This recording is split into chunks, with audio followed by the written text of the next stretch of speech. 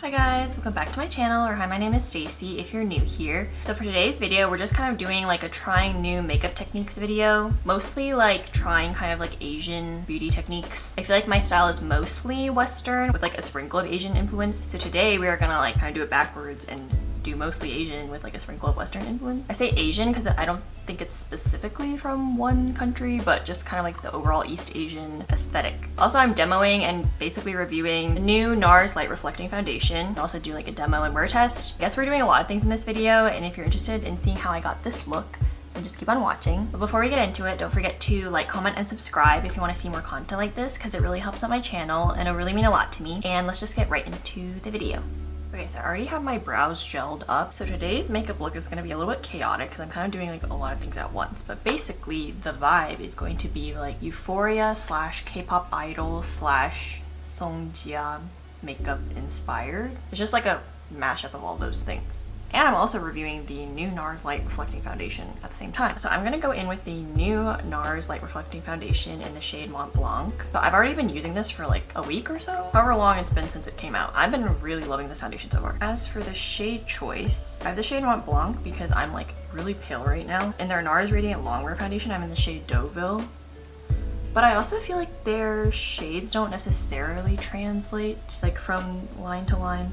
Because I have the shade Deauville in the Longwear Radiant one, and then I have the shade Salzburg in their Soft Matte Complete Foundation, and then I got the shade Mont Blanc in this one. Yeah, so I would just recommend like honestly just swatching it in store. Also, I feel like Nars foundations tend to dry down. I don't say the word oxidize because it's not like throughout the day. It's just a dry down from the initial shade when you first put it on your face. That makes sense. And I'm using the Rare Beauty foundation brush. But you can see how like that immediately just added some glow to my face. Like, what? And even out my skin tone really nicely. You can see this nice glowiness that's coming through. A new technique that I've been liking to do recently is applying foundation with a brush first and then going in with a sponge on top, patting over everywhere to like make sure that you pick up all the excess foundation so it doesn't look heavy on your skin, but also just to like blend out any brush marks or anything to just give a really nice airbrushed finish. Okay, now I'm just gonna apply some of my Nars Light Color Corrector. I don't know what it's been, but like my dark circles have been getting worse recently. For some more info on the foundation, it's supposed to have a lot of skincare ingredients in it. I think it's like 70% skincare or something, which I think is great. And I feel like that just also makes it have a really nice glowy texture, but it's not like heavy on the skin. The most obvious comparison I will compare it to is the new Charlotte Tilbury Beautiful Skin Foundation, since they both came out around the same time. I have a dedicated review up on my channel for that one if you want to see. I like the initial application of the Nars one better in terms of just like how easily it spreads across the skin and just like glides and gives this nice glowy look, but it's not like a greasy glowy. It's just like a natural, beautiful glowy look, which the Charlotte Tilbury also gives that like natural, beautiful glowy look, but I feel like it's actually more on the natural side. It's less glowy than the Nars one, and after using it multiple times, I kind of dislike the initial texture of the Charlotte Tilbury one just because it's very like thick and I feel like it doesn't spread out super easily over the skin. But like once you spread it out, it looks great. It's just like I feel like it doesn't glide over the skin like this Nars one does. I feel like this Nars one has less coverage than the Charlotte Tilbury one. Like they're both a light to medium buildable coverage, I would say, but I feel like you do have to use more of the Nars one to get the same amount of coverage, if that makes sense. But they both kind of have like the same end effect. As for longevity on my oily skin, I think that the Charlotte Tilbury one is actually a little bit better just because it is a more natural finish, whereas the Nars one is slightly glowier. So by the end of the day, it will get a little bit more dewy than I might want. But it's not like the Nars one is bad at lasting. It actually lasts very well. It's just that it's more glowy, so then by the end of the day, it will be like extra glowy. But the good thing is that it doesn't break up, and I'll show you guys in my wear test the way that I'm trying to cover up this pimple next to my eyebrow and it's just not being covered. Okay, this is how the base is looking. Really natural, really luminous. I'm gonna set my under eyes with the Pat McGrath under eye powder. I've been really liking this to blur my under eyes. It makes your concealer crease less, but it's very lightweight and doesn't like make your under eyes look old. It just smooths over everything under there. Okay, I feel like I should fill in my eyebrows because I haven't done that yet. So I'm just gonna use my NYX Lip and Snatch pen and try to just like fill in the sparse areas of my brows. Okay, while I do my brows, I'm just gonna talk to you guys. So have you guys been watching Euphoria, the second season? I've been watching it like as it's coming out, and I've really been loving it so far. I watched the first season, but I watched it like much later after it came out, and I just really like what it's doing for the makeup industry, you know? I feel like it's really cool how there's a lot of storytelling in the makeup actually. If you follow the makeup artist Donnie Davy on Instagram, she kind of like goes into more detail about like what the makeup actually means. It's really cool how all the details come together and actually have like significance besides just being like aesthetically pleasing. Yeah, I feel like every time Euphoria comes out, like the makeup community just goes wild. Obviously the Euphoria makeup is a little bit out there. I feel like it's really good inspiration, you know? Like you don't necessarily have to do the crazy like wing liner and crazy colorful looks. I feel like you can take like little bits and pieces here and there from like what you like about the more creative like expressive styles and like maybe incorporate like a little thing into your makeup routine or try out like a new look or something. I don't know, I feel like I like how it makes you think about pushing makeup boundaries, whether you're into that type of makeup or not. Now I'm gonna go into the eyeshadow. For today's makeup, we are going to do a spring light tone inspired look because one of my subscribers commented down below that she thinks I'm a spring light tone because she's also spring light. And I was like, you very well may be right, but I personally think I'm a summer light tone. I haven't been to any personal color testing place, so I don't actually know. The only reason why I think I still lean cool toned, even though I can pull off warm tones, is just because I feel like I can go cooler on the spectrum. Like I can literally wear like purple eyeshadow and purple blush and also purple lipstick and it looks like normal on me. Whereas if I wear like really orange eyeshadow or like orange corally blush or lips, I feel like it makes me look more sallow, and I just like, I really do not like the color orange in my makeup. Like I can wear warm tones, but if it's like too warm to the point of being orange, that's when I'm like, perhaps not for me. That's the only reason why I think I'm in the more cool tone category, like for personal color. So anyway, today I'm going to be using this Romand quad. They're Better Than Eyes quads. These are some of my favorites because each quad basically speaks to like a personal color. It's so easy to see, like this is spring light. Like this is spring light in a quad. I just really like how Romand organizes their color stories. And this is in the shade W02 Malin Poksungagot. Also, don't judge my pronunciation because I'm not Korean. Basically, it means dried peach flower. So today we're going to be testing out how much I suit the spring light colors, which I think I do because I like these really light, like peachy pastel colors. Like this is the type of warm tone that I think looks good on me. You guys can let me know what you think in the comments, what you think my personal color is if you are into personal color theory. It's like something I've been really into like the past couple years. I know that Romand is a little bit hard to get like outside of Asia, so if you don't have access to it, I feel like another good one is this Baby Got Peach palette from ColourPop. I think most people have heard of this. It was very popular. It's just a really nice light peach palette. The only thing is like it is slightly more saturated than the dried peach flower one, as you can see here. Like if you look at the colors, like this one has a lot more white in it. I feel like this will be more versatile for more skin tones. So yeah, if you're interested in that alternative. But anyway, I feel like this is the one that I want. And I feel like it's hard to find an eyeshadow quad that's like this light in the States. Obviously, because this is not going to work on most skin tones. Like this will only work on people who are like my color or lighter. It's not the most inclusive, but I feel like this is really flattering on light skin tones. So I'm going to try to do my eye makeup following a little bit more of the Asian style. I would say like normally I like to do my makeup a little bit more Western just because I was born and raised in the United States.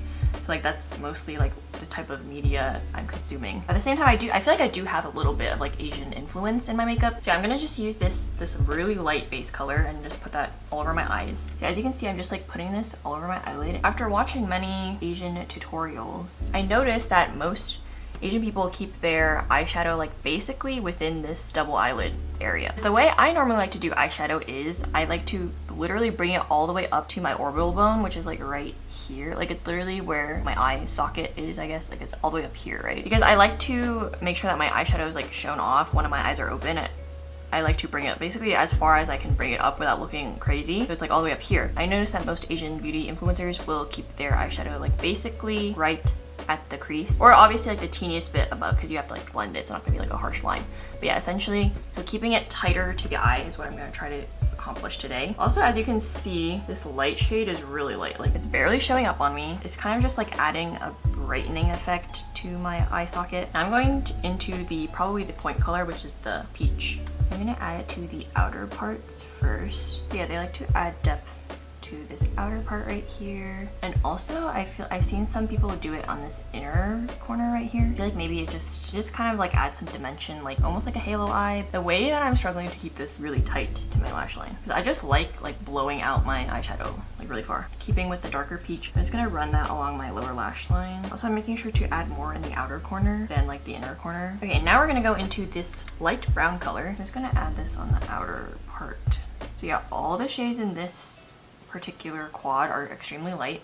They have some quads that have darker colors. Not all of them are like this. This is just like part of their kind of like milky series, so these quads are just extremely light. Another technique that I learned from like Asian YouTubers like in Asia is they like to do this thing where they darken this outer corner right here. You can actually kind of see it already. I feel like a lot of Asians naturally have this area where it's basically like a triangle right here. I'm just gonna darken it right there. And what this does is it kind of elongates your eyes. Like I'll insert like a little diagram here of what I'm talking about because it's kind of hard to point out on my eye. But yeah, so this is called like the triangle zone, and they always darken this part. And it actually does make a difference. Like you can kind of see how it's really defining my eye like right there. Yeah, I feel like it just gives our eyes a lot of definition when our eyes are normally like pretty flat on our face. And I've been liking it. I feel like it's also pretty easy to do. Like I was a little bit intimidated because, well, I feel like I never darkened the outer part that much, but they kind of go pretty dramatic with it sometimes, like how dark it is. I feel like that's about it for the matte eyeshadows. Okay, so I want to prime my eyelids with this Pat McGrath Intensifies Artistry one. So I'm just going to put that in the center right here of my lid. Run my finger right in here. You can see this color is super pretty. And just tap that onto my lid. Also, I've seen for a lot of Korean makeup, they kind of only want to keep the shimmer like right in the center part. Basically, it's just like if you took me but toned it down. Because normally I like to put glittery eyeshadow like I would be rubbing it all across my whole lid. I'm going to try to show some restraint and just put it in the center. This is the eyeshadow. Okay, now I'm gonna go for this brown eyeliner. It's by CoverGirl. It's the Perfect Point Plus Liquid Liner. I got this because I saw Jessica Vu use it. This is a really nice brown eyeliner. So I'm only gonna line the kind of outer part of my eye just to kind of like elongate it. I try to blend that into my lash line. I'm kind of lining like in between my lashes, but not on top of them, if that makes sense. I feel like this particular eyeliner makes it easy to like draw the wing and stuff and make it even. So I also want to add some of this Hungry Ghost glitter on top just to kind of go for like the K-pop vibe. I'm just gonna stick that on the center. This is like a chunkier, thicker glitter. It's like actual glitter, not micro glitter. You guys can see this chunky glitter. Also, it adheres pretty well to the eyelid. Yeah, I don't normally do the chunky glitter thing. Also, technically, it's not eye safe, so I'm not condoning you use this around your eyes. But real talk though, why would they put non-eye safe glitters in an eyeshadow palette? Yeah, I feel like this just gives it the extra like K-pop bling, if you know what I'm saying? Like the idols will have like on stage or something. It's not my everyday vibe, but if you're going to some kind of special event or something, I feel like it looks really cute and will definitely make your eyelids extra noticeable. And I'm gonna go off camera and do my mascara off camera, and I'll be right back. Okay guys, hold up. I need to show you guys what I'm doing to my lashes right now, because basically I did this like Korean trend where it's like you clump your lashes together. So it makes your lashes look more perfect, but also it's more doll-like. But also at the same time, it kind of looks like I only have 5 lashes. So they look more sparse, but I don't know, like they look more feminine and just like cute and flirty. Like it just like literally makes you look like a doll. So you can see like this eye versus this eye I didn't do anything to. I'm gonna try to do this one on camera. First we gotta curl the lashes, which I didn't do yet, so I'll just show you on this side. Mini lash curler, if you don't have it yet, you should get one. I think it's way better than a regular lash curler just because it can get like all the tiny little hairs, especially if you have like shorter lashes. For me, it's just because I feel like I never found a lash curler that perfectly fits my eye shape or like lash shape. This mini one is from Shiseido and I got it off Amazon. I think you want to use a more wet mascara. It doesn't have to be like wet, but like a thicker one, because you want to be able to have like substance to pinch onto, because you will be pinching your eyelashes together. The one I'm using is the Essence Lash Princess one in the False Lash Effect, and it's also waterproof. You just want to apply it regularly.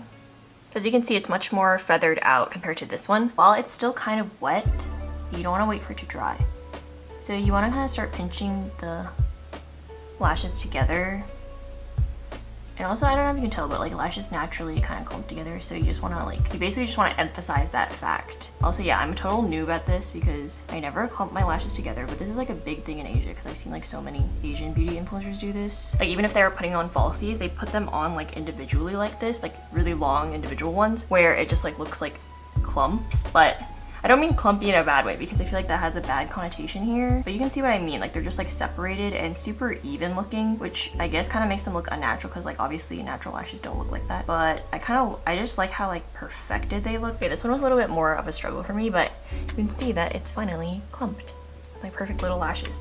Okay, so now we're gonna do the bottom lashes, which I'm gonna use a different mascara because I don't like my bottom lashes to be too thick, whereas this one is quite thickening and volumizing, I'm going to use the Maybelline Sky High Lash Sensational one for my bottom lashes because it's more lengthening. I don't think the lashes are exactly even, but trying not to be a perfectionist about everything. Oh, you know what we need to do? We need to add more glitter. I'm just going to use this Bobbi Brown Moonstone eyeshadow. And mine is broken, so it's like going to fall out if I tip it too much. Basically, it's just like this glittery champagne eyeshadow, which I really like.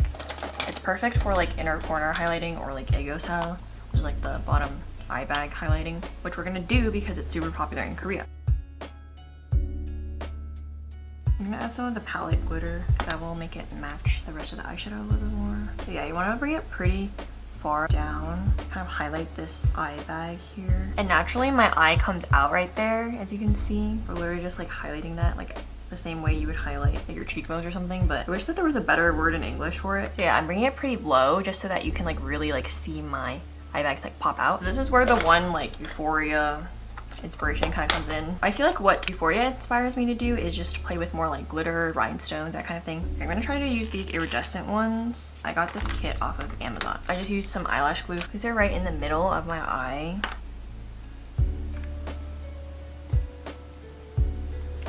Okay, so I finally got it on. Like, does that not look adorable?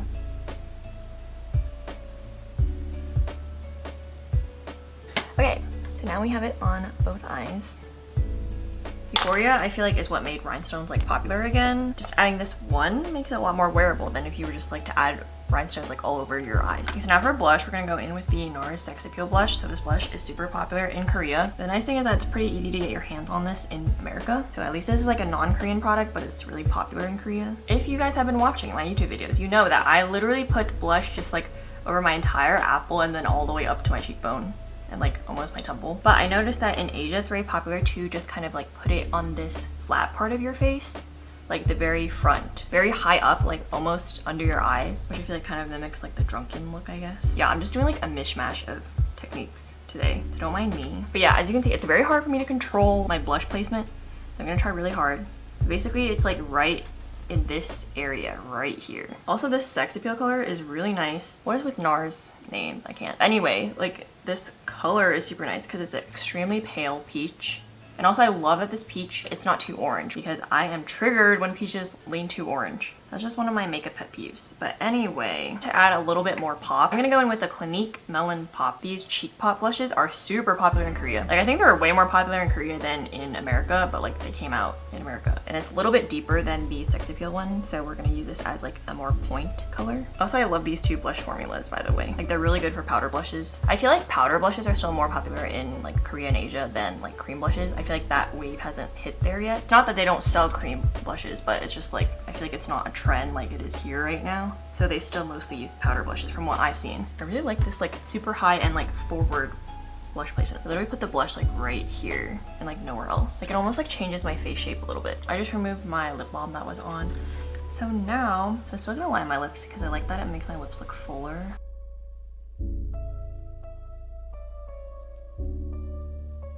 I always blend out my lip liner. You don't want like a harsh line. Okay, so first as a base color, I'm gonna use this Romance Juicy Lasting Tint in the shade Pomelo Skin.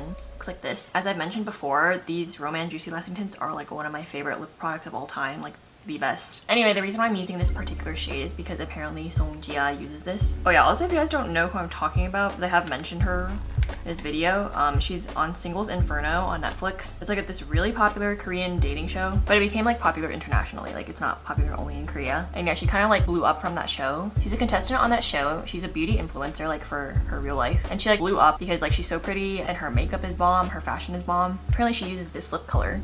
Her lips and just like her makeup in general are like super iconic. Yeah, you can see kind of like nice of a warm nude shade that is.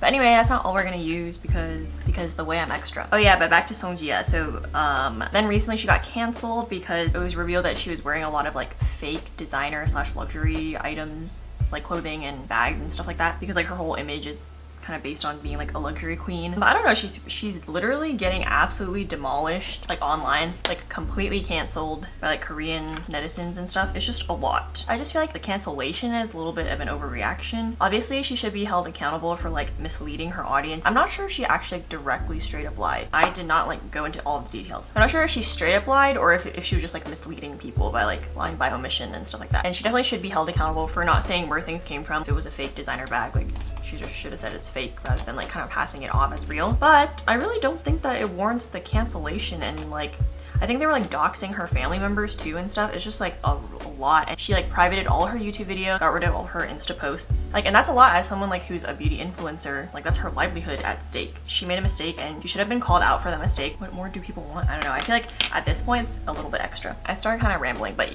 yes, I am a Songjia fan, okay? No, I'm not gonna defend her like if she does some crazy stuff, but I feel like canceling should be reserved for like things that are actually harmful to people who commit SA, predators online that actually still have a platform. Very sus. Like I'm just saying, like perhaps we should be focusing this energy into things that actually are affecting other people. I just feel like we should be directing this energy towards like more serious things, given that she's already been held accountable for her actions. That's about my thoughts on that. I'm sorry guys, I'm just gonna be mixing a bunch of lip things, so just bear with me. I'm gonna use this YSL Lip Tatouage Couture Velvet Cream. It's like their velvet finish lipstick.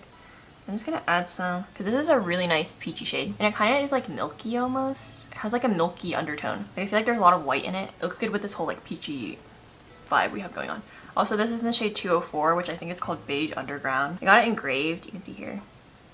But I got it for myself and my bestie from college, Julie, if you're watching this, hello. I got it for her birthday, but I also got myself one.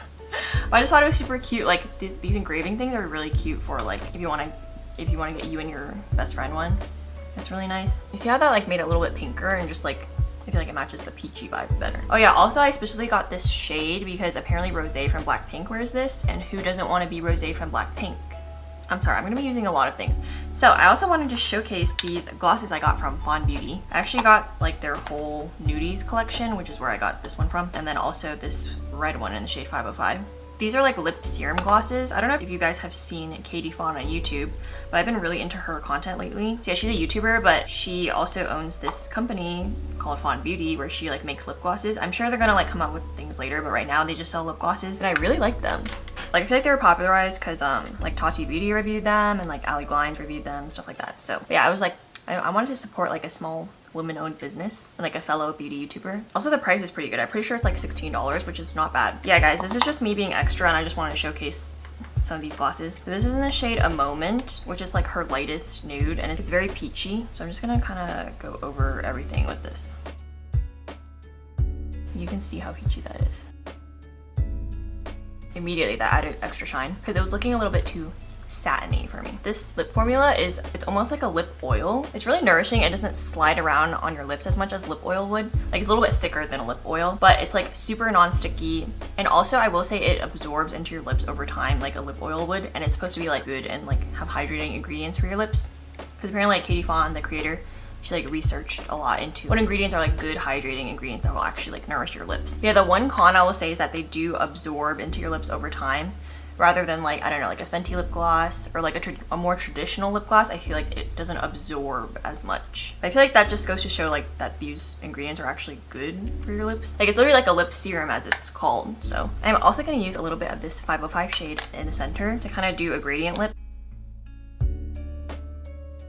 Just added the teeniest bit to kind of make it more of a gradient lip. You have to actually powder this because I don't know if you can see, but it is quite glowy up in here. So we are going to use the Laura Mercier. I'm gonna set like right next to my nose, like my smile lines, on my nose a little bit because my nose does get oily, right in between my eyebrows and kind of like my forehead area. Okay, so now I'm just gonna set with my Charlotte Tilbury Airbrush Flawless Setting Spray. I'm not gonna add any highlighter just so you can see like just like the foundation finish by itself, especially after when we do the wear test. This is the finished makeup look. Do I look vaguely like Gia? This wasn't like a Gia makeup recreation video. It's just like loosely inspired by her because I've been inspired by her makeup recently. And then also a little bit of just like K-pop idol inspiration slash Euphoria with the rhinestones. Actually, the more I look at the hair, the more I like it. Especially this side. I think I did this side well. This side is a little bit we don't talk about her. So I'm gonna do a foundation wear test for probably like 8 hours. I think I started putting this foundation on at around 3 p.m. So I'm gonna come at around 11 p.m. So I'll see you guys then. Okay, so I'm back and it's been about 8 hours. It's literally 11:12. I'm gonna lower the lights a bit just so you can like maybe see better. But yeah, like, doesn't this foundation basically still look flawless? Obviously it's a little bit oily in my T-zone, like kind of on my nose especially. Yeah, the only thing I did was reapply some of my lip gloss because I ate. Yeah, okay, you can kind of see if I turn my head, like how it's dewier here. But it's nothing crazy, like still looks pretty good to me, and it doesn't really show any signs of like breaking down or anything. Yeah, and yeah, my makeup is all still intact, all the eyeshadow, all the blush, not the lips because I reapplied that. But so as for my final thoughts on the Nars foundation, if I were to compare it with this Charlotte Tilbury one that also came out around the same time, I feel like everyone's gonna be wondering like which one's better. Like I would personally actually pick the Nars one, which is almost blasphemous for me to say because I'm kind of a Charlotte Tilbury stan. Obviously I'm not going to like just blindly stand everything that she puts out. I do really like this beautiful skin foundation though. Like it's really good. I feel like the only place where it kind of loses points is just like the texture itself. I don't know if that's just me being too picky because it mostly only affects the application. It doesn't affect the wear or how it actually looks on the skin. They're both skincare foundations. They're both like light to medium coverage. They both like just make your skin look naturally glowy. I will say that the Charlotte Tilbury one I think is closer to a natural finish, whereas the Nars one is a little bit more glowy, as you can see. I feel like the Charlotte Tilbury one just has a little bit more longevity just based on the multiple times I've worn both of these. I feel like the Nars one gets oilier quicker, but as you can see, like both of them make it to the 8-hour mark pretty nicely. If you have drier skin, I would recommend the Nars one over this one, and if you have oilier skin, I actually might recommend the Charlotte Tilbury one over the Nars one, but they're both like similar enough that it's not going to make that big of a difference. They're both going to be in my foundation rotation, but if I had to pick one, I would go with the Nars one. So that's about it for today's video. I hope you enjoyed my Nars foundation review plus this kind of like rambly get ready with me that I had going on today, or just try out some new techniques, some new products. Don't forget to give this video a thumbs up if you like this video, and comment and subscribe down below if you want to see more content like this because it really helps on my channel and it really means a lot to me. And I'll see you all in my next video. Bye!